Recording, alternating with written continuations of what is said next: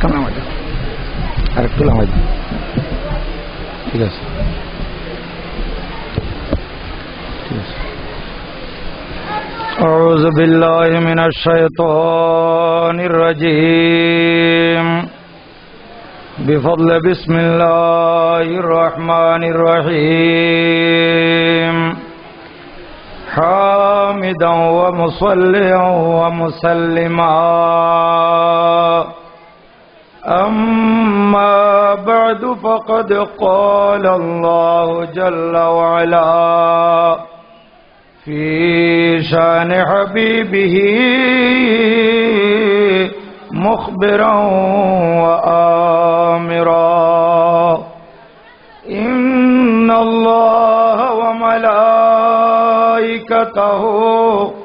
يصلون على النبي يا أيها الذين آمنوا صلوا عليه وسلموا تسليما صلى الله على سيدنا محمد। সবাই একই সাথে উচ্চস্বরে মোহব্বত নিয়ে দরুদ শরীফ পড়ুন। আল্লাহুম্মা সাল্লি আলা سيدنا مولانا محمد وعلى آله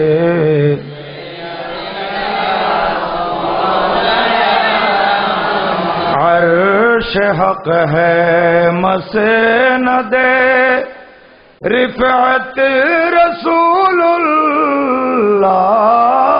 की देखनी है हश्र में इज्जत रसूलुल्लाह की। अल्लाहुम्मा सल्ले अला मौलाना मुहम्मद व अला आलिहि।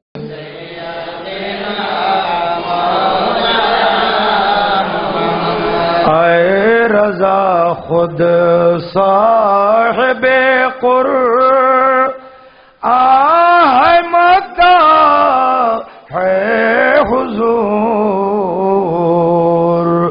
तुझसे फिर मुमकिन है कब मिदहत रसूलुल्लाह की।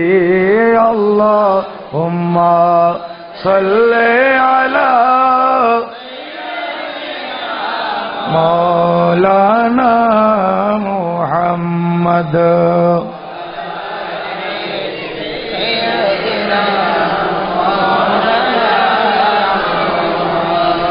अऊज़ु बिल्लाहि मिनश शैतानिर रजीम बिस्मिल्लाहिर रहमानिर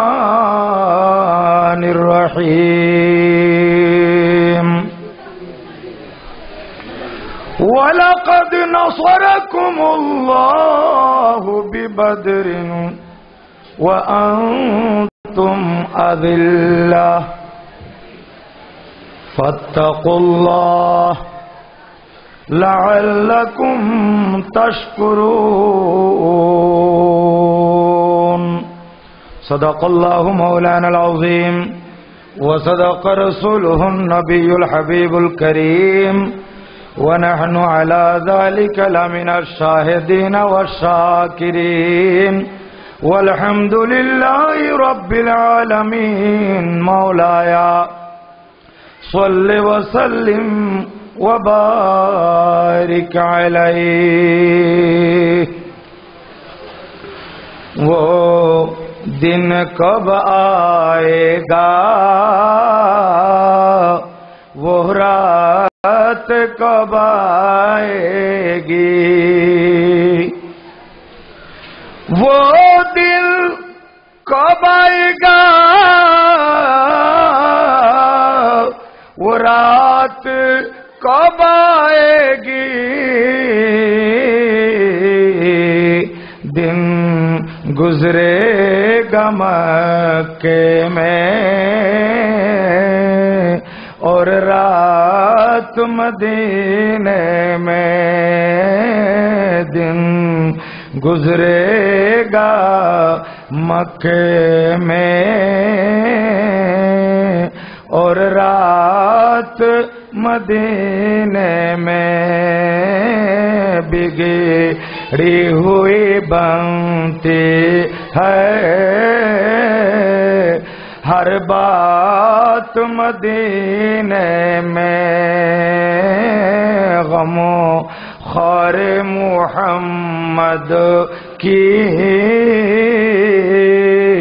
है ज़ात मदीने में। महान बदर दिवस उद्यापन उपलक्षे कदम रसूल ফিউচার অ্যাসোসিয়েশনের ব্যবস্থাপনায়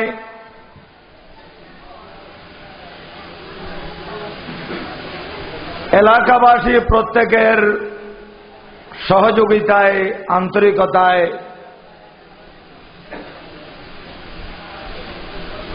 ঐতিহ্যবাহী কদম রসুল গৌসিয়া তৈয়বিয়া সুন্নিয়া মাদ্রাসা সংলগ্ন সাইক্লোন সেন্টারে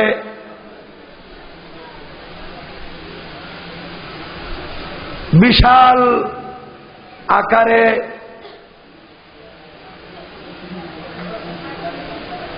আয়োজিত এই আজিম শান নুরানি মাহফিলের পরম শ্রদ্ধাভাজন সভাপতি অধ্যকার এই নুরানি মাহফিলের সম্মানিত অতিথিবৃন্দ, অধ্যকার নুরানি মাহফিলের সম্মানিত প্রধান বক্তা,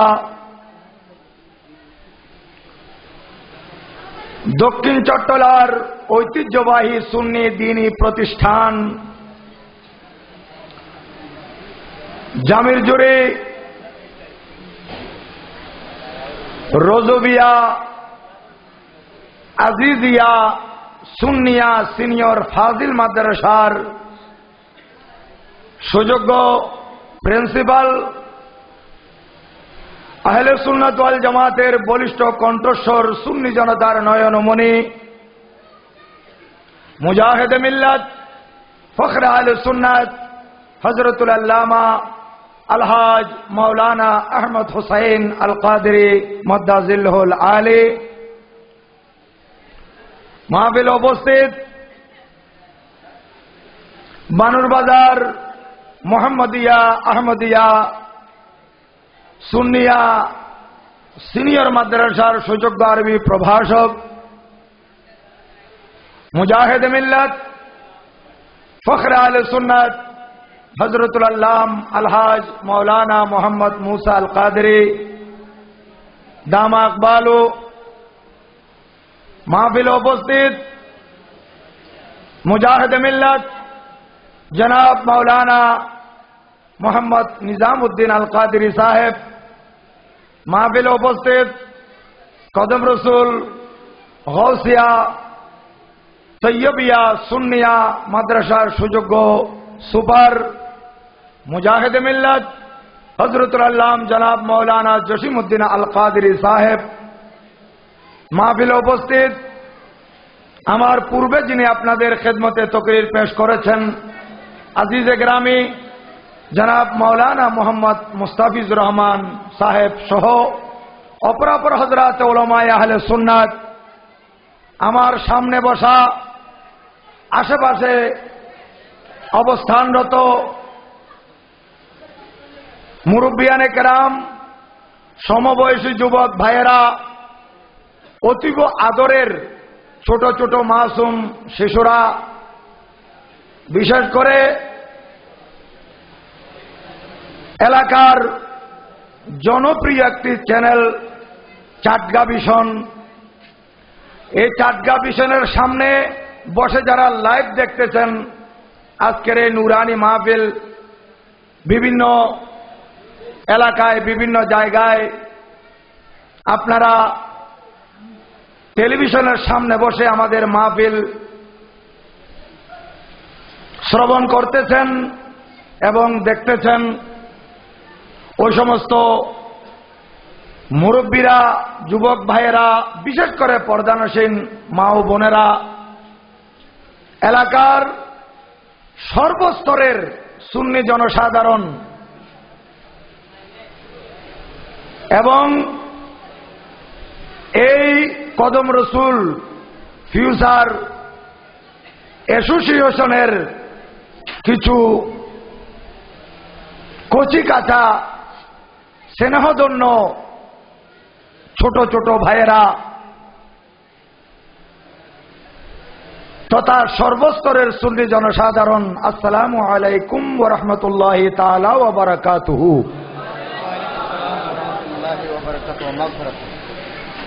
আপনারা তারাবির নামাজের পর থেকে আরম্ভ হওয়া এই নুরানি মাহফিল বদর দিবস উপলক্ষে ধারাবাহিকভাবে শ্রবণ করে আসছেন।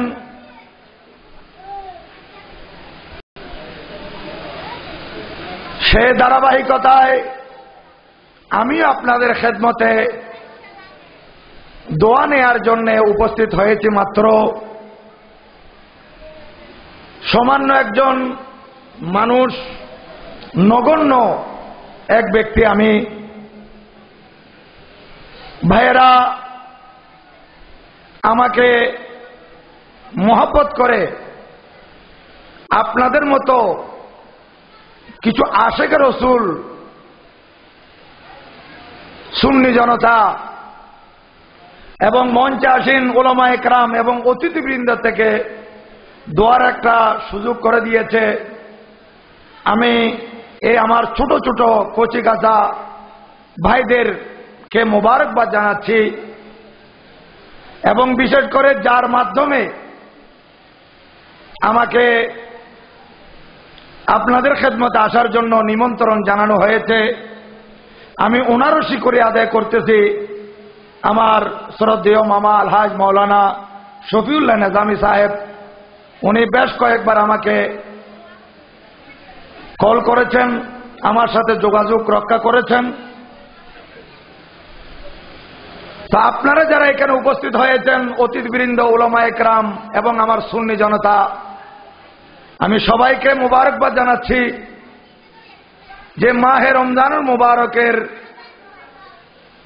এই দিবসে সারাদিন রোজা পালন করেছেন, রাত্রে আবার তারাবির নামাজ পড়েছেন, খতম তারাবি হচ্ছে, দীর্ঘক্ষণ নামাজ আদায় করে একটু রেস্টে না গিয়ে, বিশ্রামে না গিয়ে সরাসরি নুরানি মাহফিলে এসে চাতক পাখির মতো ওলামা একরামের দিকে তাকিয়ে আছেন। আমি আপনাদেরকে আবারও মোবারকবাদ জানাচ্ছি। আল্লাহ পাক সুবহানাহু ওয়া তাআলা আপনাদের প্রত্যেকের উপস্থিতিকে কবুল আর মঞ্জুর করুন, সবাই বলুন আমিন।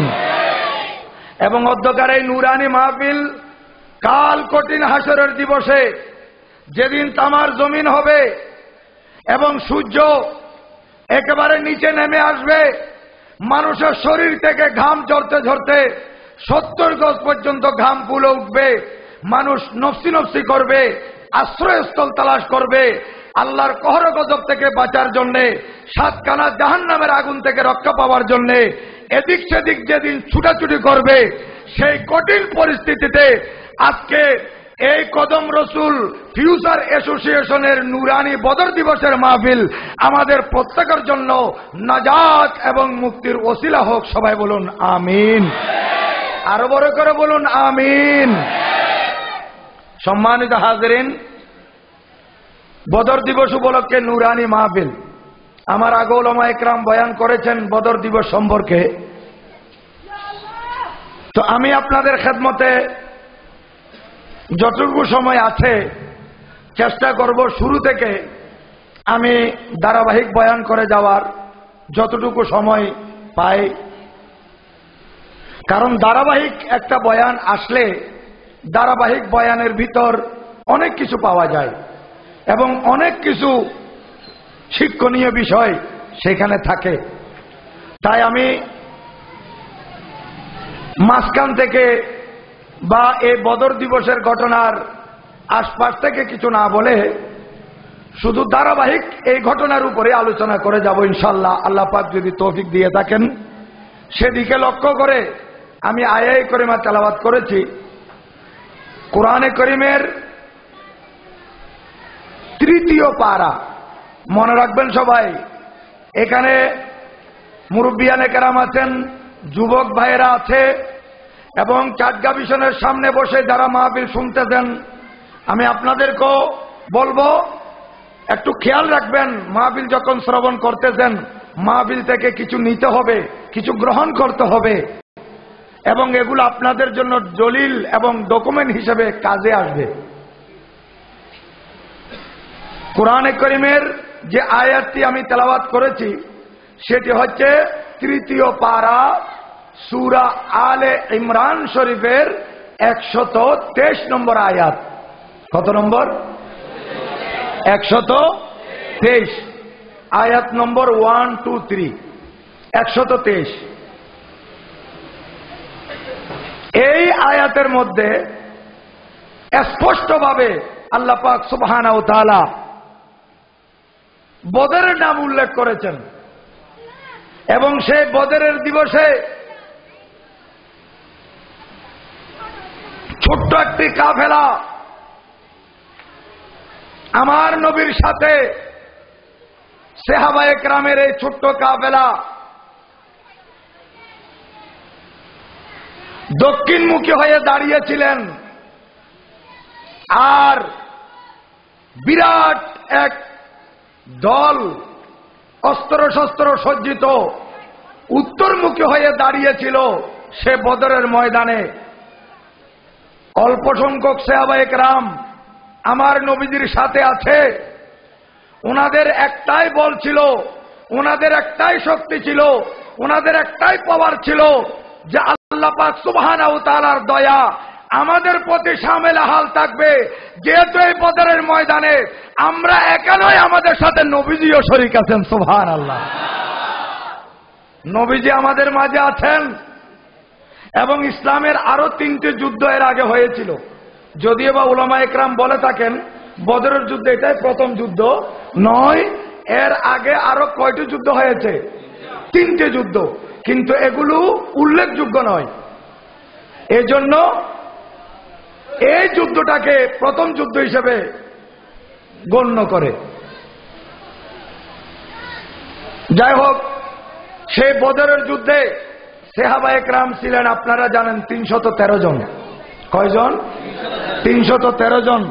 কোন রাওয়ায়াতের মধ্যে পাওয়া যায় 315 জন। এবং এখানে বদর দিবস উপলক্ষে ওয়াজ করতে গিয়ে আমার মনে পড়ল এবং আমি শ্রদ্ধাভরে স্মরণ করতেছি আমার পরম শ্রদ্ধেয় উস্তাদ জামিয়া আহমদিয়া সুন্নিয়া আলিয়ার প্রাক্তন শাইখুল হাদিস মুজাহিদে মিল্লাত ফখরে আহলে সুন্নাত হযরতুল আল্লামা আলহাজ মাওলানা ফজলুল করিম নকশবন্দি রহমতুল্লাহ আলাইকে। উনি আমাদেরকে কিতাবুল মাগাজি পড়াইছিলেন আবু দাউদ শরীফ থেকে ফার্স্ট ইয়ারের মধ্যে। আমি ওনাকে সেকেন্ড ইয়ারে পাই নাই কামিল। আমাদের আলহাজ মাওলানা মুসা আল কাদির সাহেব সেকেন্ড ইয়ারে পেয়েছিলেন। উনি যখন আমাদেরকে পড়াতেন মনে হতো যে যুদ্ধের ঘটনা উনি হাদিসে পাক থেকে পড়াচ্ছেন, পড়ানোর সময় মনে হতো যে এখন যুদ্ধের ময়দান চলতেছে। এত সুন্দর করে পড়াতেন। তো উনি যখন আমাদেরকে বদরের যুদ্ধের ঘটনা পড়াচ্ছিলেন তখন বলতেছিলেন, তোমরা শুনেছ 313 জন, আরেকটা রাওয়ায়াত আছে 315 জনের। তো আমাদের মাঝখান থেকে একজন দাঁড়িয়ে বলল, হুজুর 315 জন হলে তাহলে 2 জনের নাম আসলো না কেন? তখন বললেন ওরা যুদ্ধের ময়দানে ছিলেন কিন্তু যুদ্ধ করতে পারেন নাই, অসুস্থ ছিল। যুদ্ধের ময়দানে ছিলেন কিন্তু অসুস্থ ছিল, যুদ্ধ থেকে বিরত ছিলেন, এই জন্য ওনার দুইজনের নাম আসে নাই, এসেছে 313 জনের। যাই হোক, তো আমি মূল কথায় চলে আসব, পাশো আলাপ করব না।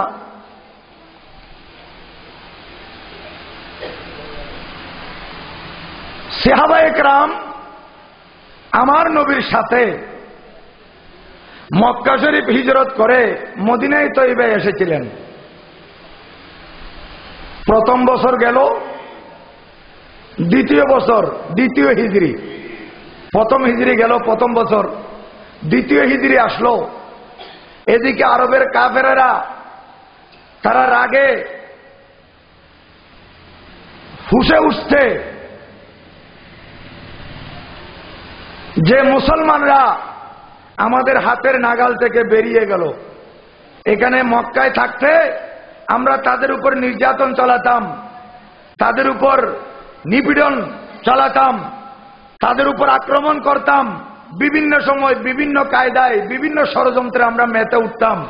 কিন্তু আজ তারা আমাদের হাত থেকে ছুটে গিয়েছে, ওই মদিনায় গিয়ে শান্তিতে বসবাস করতেছে। এই জিনিসটা মক্কা শরীফের কাফেরদের কাছে সহ্য হচ্ছিল না। এই মক্কা শরীফের কাফেরেরা, কাফেরদের বড় বড় সর্দারেরা হিংসার আগুনে জ্বলছে। তারা সেই দ্বিতীয় হিজরিতে হযরত আবু সুফিয়ান রাদিয়াল্লাহু তাআলা, হযরত আবু সুফিয়ান রাদিয়াল্লাহু তাআলা বলতে হচ্ছে যেহেতু উনি পরে আমার নবীর সাহাবী হয়েছেন, উনি ইসলামের সুশীতল ছায়াতলে আশ্রয় নিয়েছেন। শুধু তাই নয়, আমার নবীর নূরানী চেহারা দেখে সাহাবী হওয়াতে উনার মর্যাদা এত বেড়ে গিয়েছে যে হযরত আবু সুফিয়ান রাদিয়াল্লাহু তাআলা নবীর সাহাবী কোন একটা ঘোড়ায় চড়লে ওই ঘোড়ায় চড়ে যাওয়ার পথে ঘোড়ার নাকের ভিতর যে বালিগুলো ঢুকেছে সাহাবী আরোহণ করার কারণে ওই ঘোড়ার দাম এত বেশি বেড়ে গিয়েছে, ঘোড়ার নাকের বালিগুলো এক পাল্লায় রাখলে কিয়ামত পর্যন্ত ওলি গৌস কুতুব আবদাল যত আসবে তাদেরকে এক পাল্লায় রাখলে আল্লাহর কসম ওই সাহাবীর চড়া, সাহাবী আরোহণ করা ঘোড়ার নাকের বালির দাম বেশি হবে। বড় করে বলুন সুবহানাল্লাহ। কেন? ওনারা আমার নবীর সাহাবী। শুধু তাই নয়, সাহাবী হওয়ার কারণে আল্লাহর পক্ষ থেকে সুসংবাদ এসেছে, কুল্লাউ ওয়াদাল্লাহুল হুসনা। আল হুসনার এক তাফসীর হচ্ছে আল জান্নাহ। আল্লাহ পাক সুবহানাহু ওয়া তাআলা সমস্ত সাহাবায়ে কেরামের জন্য জান্নাতের ওয়াদা দিয়েছেন। সুবহানাল্লাহ। আমার নবীর প্রতিজন সাহাবী 1,24,000 সাহাবায়ে কেরাম প্রত্যেকেই জান্নাতি। এবং আমার আল্লাহ বলেছেন রাদিয়াল্লাহু আনহুম ওয়া রাদু আন, ওনারা আল্লাহর উপর সন্তুষ্ট, আল্লাহ ওনাদের উপর সন্তুষ্ট। নবীজির সাহাবী হযরত আবু সুফিয়ান রাদিয়াল্লাহু তাআলা উনি তখন কলমা পড়েন নাই, উনাকে বণিক দলের সর্দার করে এক বড় ব্যবসায়ী দল কিছু মাল নিয়ে সিরিয়া পাঠিয়ে দিল মক্কা শরীফ থেকে, এবং আর কিছু মাল নিয়ে সিরিয়া থেকে মক্কা শরীফ আসবে। যে মালগুলো মক্কা শরীফে সস্তা, সিরিয়ার মধ্যে দাম, এগুলো এক্সপোর্ট করবে, রপ্তানি করবে।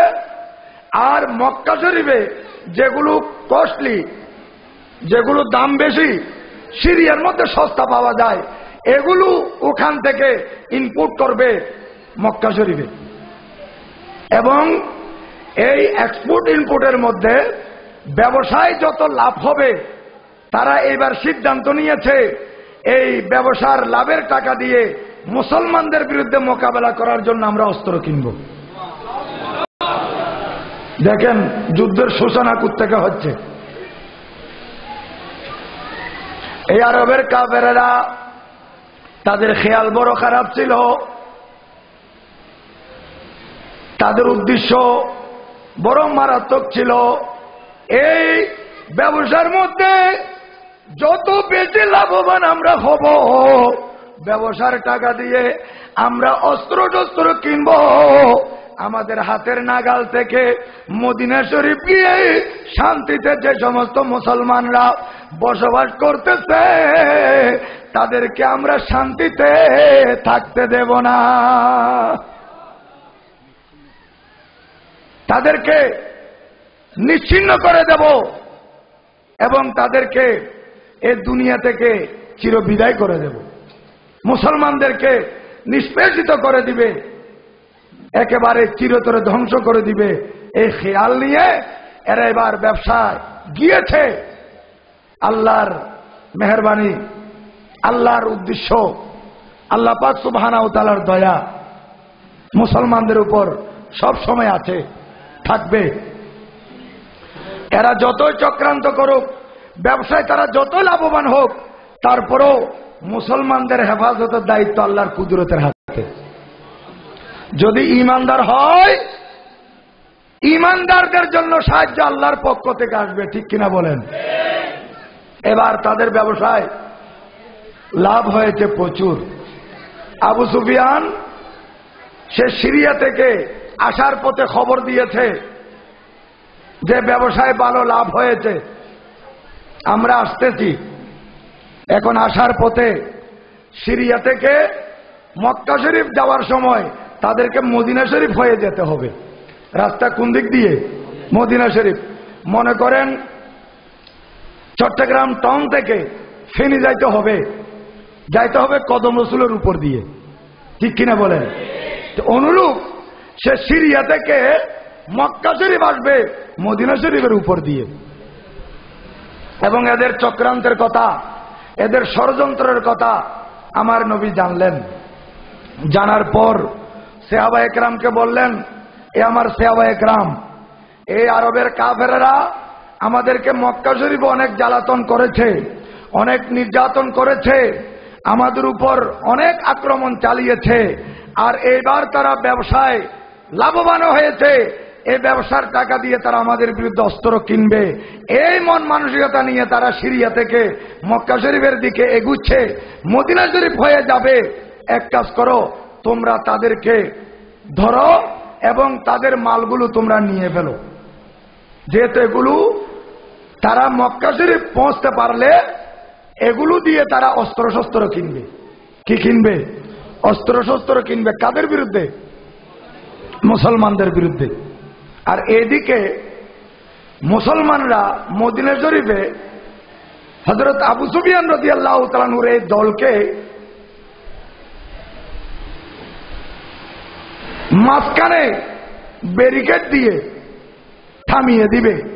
এই খবর যখন জানতে পারলো হযরত আবু সুফিয়ান, আমি বারবার হযরত আবু সুফিয়ান বলতেছি এই জন্য, যেহেতু পরবর্তীতে নবীজির সাহাবী হয়েছেন, এজন্য আমার শুধু আবু সুফিয়ান বলাটা আসে না, যেহেতু যদিও বা উনি মুসলমানদের বিরুদ্ধে তখন ছিলেন, কিন্তু পরবর্তীতে কি হয়েছেন?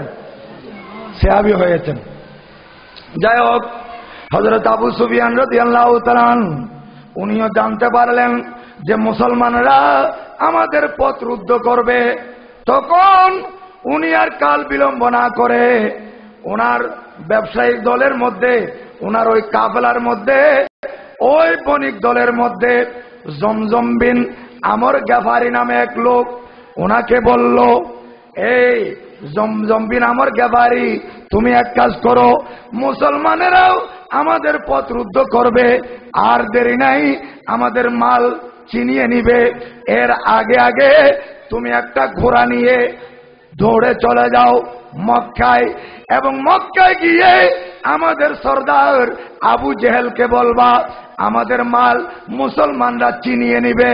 যদি তারা মাল অক্ষত অবস্থায় পেতে চায়, সৈন্য বাহিনী নিয়ে আমাদেরকে নিয়ে যাওয়ার জন্য এগিয়ে আসতে বলো। তখন জমজম বিন আমর গেফারি সে আর একটা ঘোড়ায় চড়ে তার পরিধানের কাপড়টা ছিঁড়ে ফেলল। সেই সময়ের মারাত্মক এবং বড় ডেঞ্জারাস জিনিস দেখানোর একটা আলামত ছিল, চিহ্ন ছিল, নিজের পরিধানের কাপড় কি করা, ছিঁড়ে ফেলা। এবং যেই জানোয়ারের উপর আরোহণ করেছে ওই জানোয়ারের নাক একটু করে কেটে দিত যাতে করে নাক দিয়ে রক্ত পড়ে। এই জিনিস যত মানুষে দেখবে তখন বুঝতে পারবে এখানে মারাত্মক কোনো ঘটনা ঘটেছে, এর এইভাবে কেন উনি যাচ্ছে। তখন জমজম বিন আমর গেফারি সে তার পরিধানের কাপড় ছিঁড়ে ফেলল এবং ঘোড়ার নাক ছিঁড়ে দিয়ে রক্ত প্রবাহিত করে এই ঘোড়া দৌড়াইয়ে চলে যাচ্ছে। মক্কা শরীফ পৌঁছলো, আবু জেহেলকে বলল যে আমাদের সর্দার, আমাদের মাল তো মদিনার মুসলমানেরা চিনিয়ে নিবে। কি বলেছে আমাদের মাল চিনিয়ে নিবে?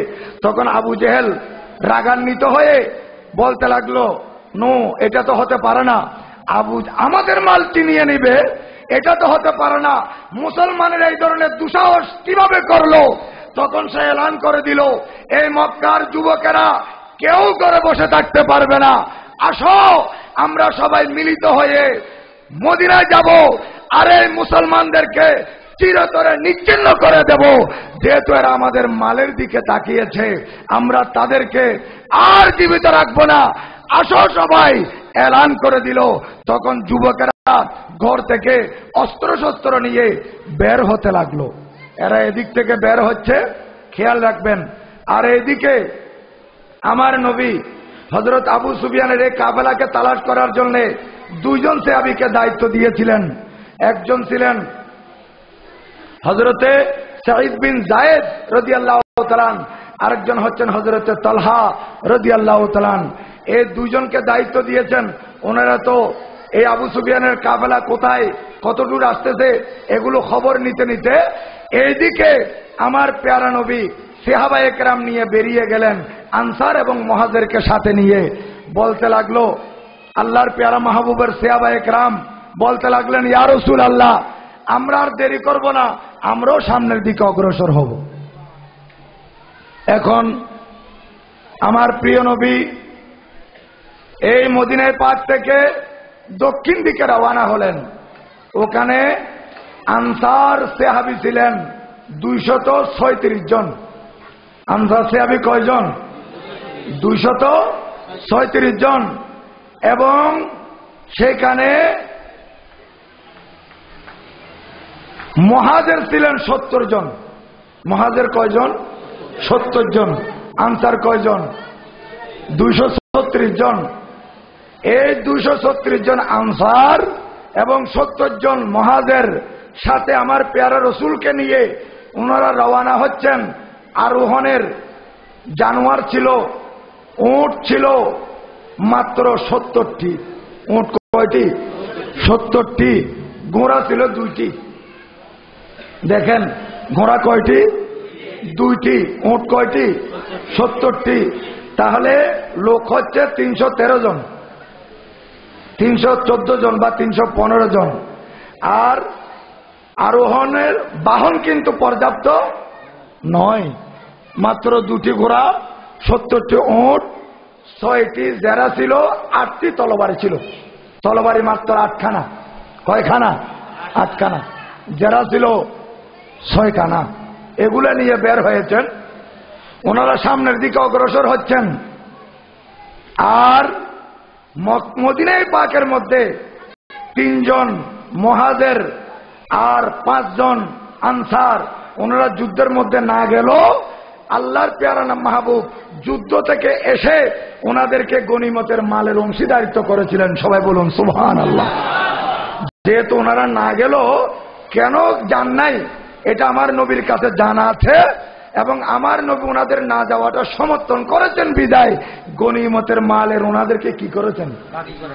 ভাগী করেছেন, অংশীদারিত্ব করেছেন। তার মধ্যে 3 জন ছিলেন মুহাজির। এই 3 জন মুহাজিরের মধ্যে হযরত ওসমান জিন্নুরাইন রাদিয়াল্লাহু তাআলা, যেহেতু আমার প্রিয় নবীর বেটি হযরত রুকাইয়া রাদিয়াল্লাহু তাআলা আনহার গায়ে প্রচন্ড জ্বর ছিল, ওনার দেখাশোনা করার জন্য হযরত ওসমানকে রেখে গিয়েছিলেন। আর ওইদিকে ওই যে হযরত আবু সুফিয়ানের কাফেলাকে তালাশ করতে বের হওয়া দুইজন সাহাবী হযরতে সাঈদ বিন যায়েদ এবং হযরতে তালহা, এই তিনজন ছিলেন ওনারা মুহাজির থেকে, আর পাঁচজন ছিলেন আনসার থেকে। অন্য দায়িত্বের মধ্যে ওনারা ছিলেন, ওনারা যুদ্ধের মধ্যে যান নাই। এদিকে এই কাফেলা বদরের দিকে যাচ্ছেন। বদর হচ্ছে মদিনায় পাক থেকে দক্ষিণে 80 মাইল। কয় মাইল? 80 মাইল। বদর এটা একটা কূপের নাম এলাকার, এটা পুরো এলাকাটা এই কূপের নামে নামকরণ হয়ে গেছে বদর। যেমন আমাদের এই পুরো এলাকার নাম কদম রসুল, ঠিক না? কদম রসুল, রসুলে পাকের কদম, রসুলে পাকের কদম একটা নির্দিষ্ট জায়গায় অথবা একটা পাথরের উপর, কিন্তু এই রসুলে পাকের কদম একটা পাথরের উপর পড়েছে। কোন উপায়ে এই পাথরখানা রসুলে পাকের কদমের চিহ্ন খচিত পাথরখানা হয়তো এখানে এসেছে, যার কারণে এটার নামে পুরো এলাকা হয়ে গিয়েছে। অনুরূপ ভাবে ওই কূপের নামে পুরা বদর হয়ে গিয়েছে। কূপটা খনন করেছিলেন বদর ইবনুল হারেস নামে এক ব্যক্তি। বদর ইবনুল হারেস উনি এটা খনন করেছিলেন যে পথিকরা, ব্যবসায়ীরা এদিক সেদিক আসা যাওয়া করার কালে এখান থেকে পানি পান করবে। সেই সময় পানির বড় অভাব ছিল। যাই হোক, আমার পেয়ারা নবীর এই কাফেলা মদিনায় পাক থেকে রওনা হলেন। আর ওই দিক থেকে আবু জেহেল খবর পেয়ে তার বিরাট এক বাহিনী, প্রায় 950 জন, 950 জন কাফের মুশরিক, এরা অস্ত্র শস্ত্র সজ্জিত। এদের মধ্যে সবার কাছে আরোহণ বাহন ছিল। এদের উট ছিল 700। উট কত? মুসলমানের উট কত? 70। আর এদের উট 700। মুসলমানের ঘোড়া কয়টি? 2টি। আর এদের ঘোড়া ছিল 70টি। ঘোড়া কয়টি? 70টি। এগুলা নিয়ে তারা আসতেছে 950 জন। সম্মানিত হাজিরিন, এদের মধ্যে আবার অস্ত্রশস্ত্র অনেক ছিল এবং সাথে এরা মদ নিয়েছিল। কি নিয়েছিল? মদ, শরাব। এবং নর্তকী নিয়েছিল, নাচের জন্য মেয়েদেরকে নিয়েছিল। কারণ এরা জানে এই বদরের যুদ্ধে এরা মুসলমানদেরকে নিচ্ছিন্ন করে দিবে। মুসলমান বলতে পৃথিবীর বুকে আর থাকবে না, এই কাফের মুশরিকদের রাজত্ব থাকবে। এরা বদরের যুদ্ধে মুসলমানদেরকে পরাজিত করে সাথে সাথে তারা ব্যাক করবে না, তারা ফিরে মক্কা শরীফ আসবে না। কিছুদিন তারা সেখানে নর্তকী নাচাবে, মদ শরাব পান করবে, আমোদ ফুর্তি করবে, এই মনে করে সাথে মদ নিয়েছে এবং নর্তক নিয়েছে। আর ইয়াং জেনারেশন যারা ছিল এদেরকে নিয়ে তারা রওনা হচ্ছে। কিন্তু আবু লাহাব আসে নাই। আবু লাহাব আসে নাই। আবু লাহাব না আসলো। আবু লাহাবের পরিবর্তে সে খাস ইবনে হিশাম নামে এক ব্যক্তিকে দিয়েছে যে আমি যাচ্ছি না, কিন্তু আমার পরিবর্তে একে আমি দিলাম, আমার প্রতিনিধি। ঠিক আছে, পরিবর্তে বদলে। আর উমাইয়া বিন খলফ তাকেও পাওয়া যাচ্ছে না, কারণ এরা তো মক্কার মধ্যে কাফের মুশরিকদের বড় বড় সর্দার, বড় বড়। তো সর্দার যদি না আসে চোখে পড়ে তো। এখন উমাইয়া বিন খলফকে তালাশ করে পাওয়া যাচ্ছে না। আবু লাহাব আসতেছে না, আবু লাহাবের পক্ষে খাস ইবনে হিশাম আসছে। ঠিক আছে, উমাইয়া বিন খলফ কোথায়? এখন তালাশ করা হলো, উমাইয়া বিন খলফ ঘরের ভিতর লুকিয়ে আছে। সে বলে আমি মুসলমানদের বিরুদ্ধে যুদ্ধে যাব না। দেখেন কেন? আরবের বড় সর্দার এবং সেই সময়কালের বড় পয়সাওয়ালা, তদানীন্তন কালের। সে যখন লুকিয়ে আছে, বিবি বলতেছে তুমি বীর পুরুষ, কাপুরুষের মতো ঘরে কেন বসে আছো? স্ত্রী বলতেছে, তার বিবি বলে, বিবি তুমি তো জানো না আমি ঘরের ভিতর বসে আছি এই জন্য, যেহেতু আমার বন্ধু সাদ বিন মাজ সে মুসলমান হয়ে গেছে। এখন সে বলেছে তার নবীজি নাকি বলেছেন যে উমাইয়া বিন খলফ এই যুদ্ধের মধ্যে মারা যাবে। সুবহানাল্লাহ বলেন না? আরো বড় করে বলেন সুবহানাল্লাহ। দেখেন উমাইয়া বিন খলফ একজন মুশরিক, কিন্তু তারপরও আমার নবীর এলমে গায়েবের উপর তার বিশ্বাস ছিল। সে বলতেছে মুসলমানের নবী বলেছেন আমি নাকি মুসলমানদের হাতে মারা যাব। এই মুসলমানদের নবীর কথা মিথ্যা হতে পারে না। উনি যখন বলেছেন আমি ওই যুদ্ধে মুসলমানদের হাতে মারা যাব, নিশ্চয় এটা ভুল হবে না, আমি মারাই যাব। আমি যদি বাঁচতে চাই এই যুদ্ধে না গিয়ে আমাকে ঘরের ভিতর বসে থাকতে হবে। এই বয়সে ঘরের ভিতর বসে আছে, কিন্তু আবু জেহেল তাকে ছাড়ে নাই। আবু জেহেল নিজে আইসা উমাইয়া বিন খলফকে ধরে নিয়ে গেছে। কি আলতু ফালতু কথা বলতেছো, মুসলমানদের নবী বলেছে তুমি মারা যাবে, আমরা এতগুলা লোক, তুমি কিভাবে মরবে? তাকে পামপট্টি দিয়ে নিয়ে গেছে। যাচ্ছে মুসলমান উত্তরমুখী হয়ে দক্ষিণ পাশে দাঁড়িয়েছে, সুন্দর জায়গা তারা বেছে নিয়েছে।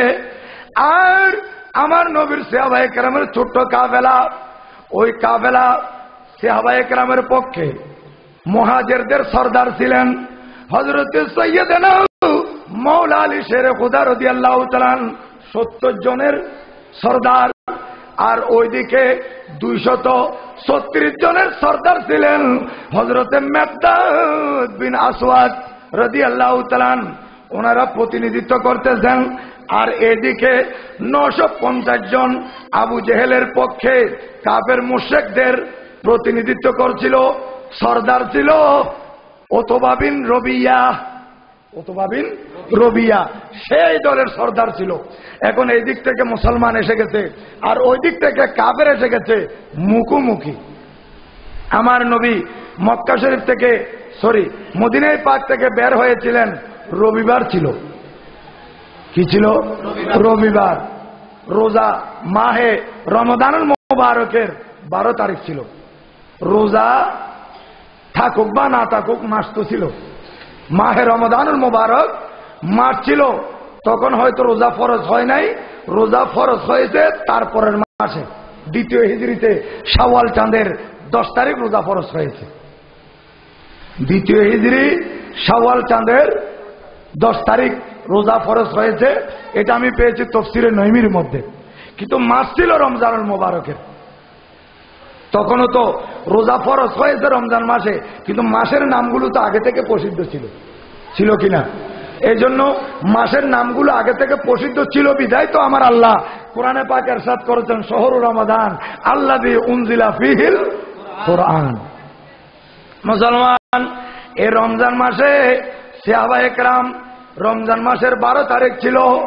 আমার প্রিয় নবী এই ছোট্ট কাফেলা নিয়ে বের হয়েছেন রোববার। আর ওইদিকে যুদ্ধ শুরু হয়েছিল 17 মাহে রমজান।